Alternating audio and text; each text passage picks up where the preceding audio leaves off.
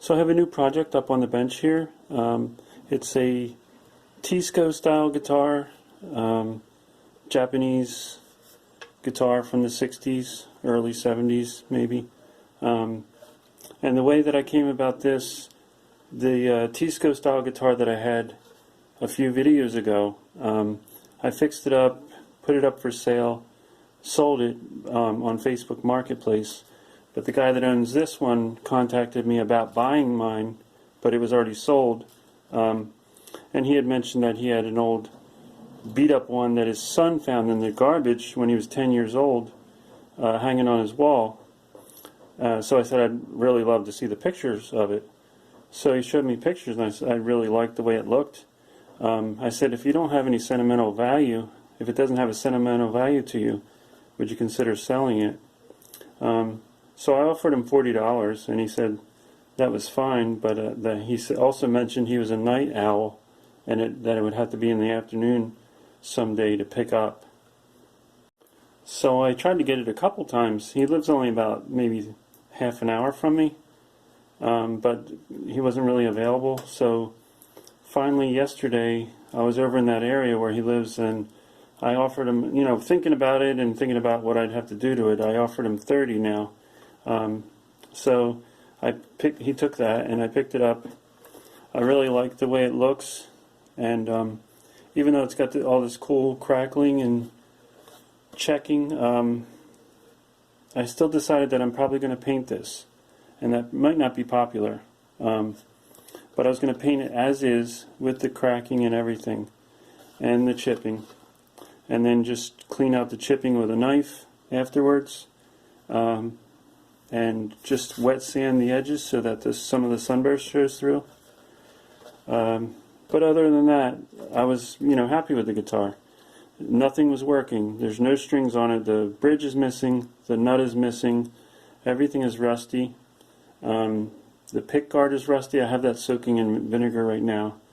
And let's see here. None of the screws came out. I had to chisel them out to get them just to turn. They were all stripped. The neck was in. There was a big gap there. The neck was in wrong. And then I saw, the screws all like this. So this morning, this is uncharacteristic of me, but before doing a bunch of work on it, I was thinking about this. So I usually don't think about things. And I said, man, that's really a lot of slop in there. I can't believe that they would sell that like that.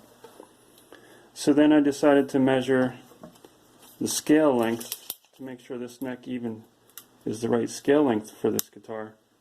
So measuring from, it has a 0 fret, just a rough measurement, from the 0 fret to the 12th fret. Just doing a quick glance is like 11 3/4 of an inch. And then if I measure from the 12th fret down to where the bridge was, it's only like maybe even a little less than 11 1/4.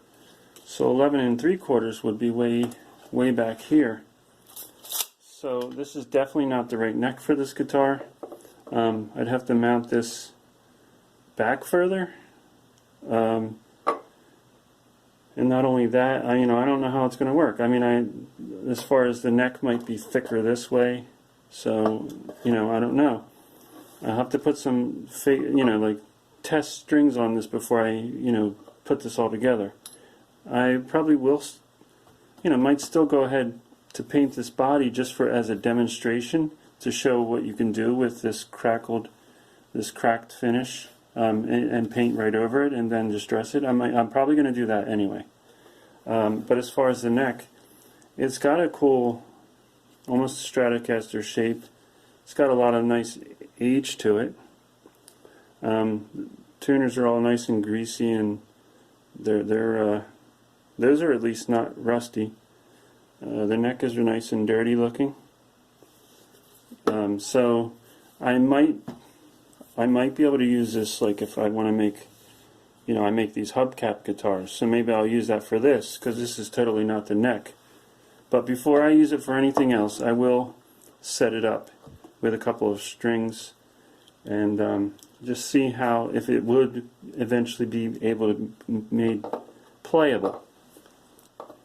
And if I can get it to be made playable, you know, that might be a cool instrument. It's still going to have this ugly gap, which, you know, before I paint it, I can fill that in with some like little wood strips there, and then paint over it. Maybe, I don't know. I'm not sure.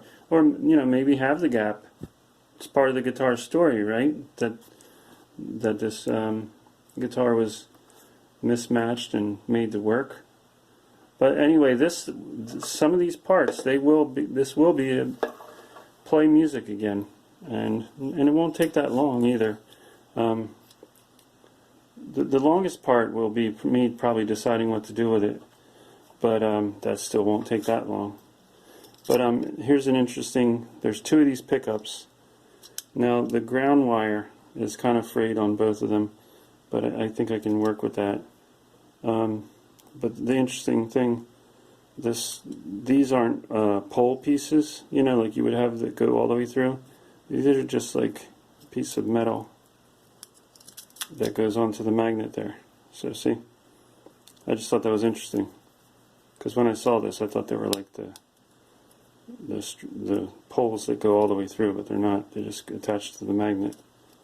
But it's a really cool looking pickup.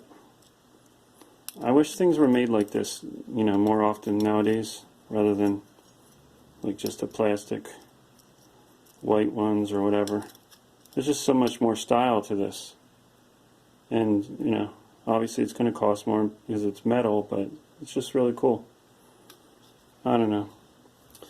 As far as the bridge, I do see I was going to just use like a rod here, but I do see Amazon sells a replacement complete piece, the bridge, and a non-tremolo tailpiece it has, which I still might order that if this is going to work, because I can use that tailpiece for a hubcap guitar that I'm building right now. Anyway, any insight to this that you have, it would be welcome, as far as if you recognize this,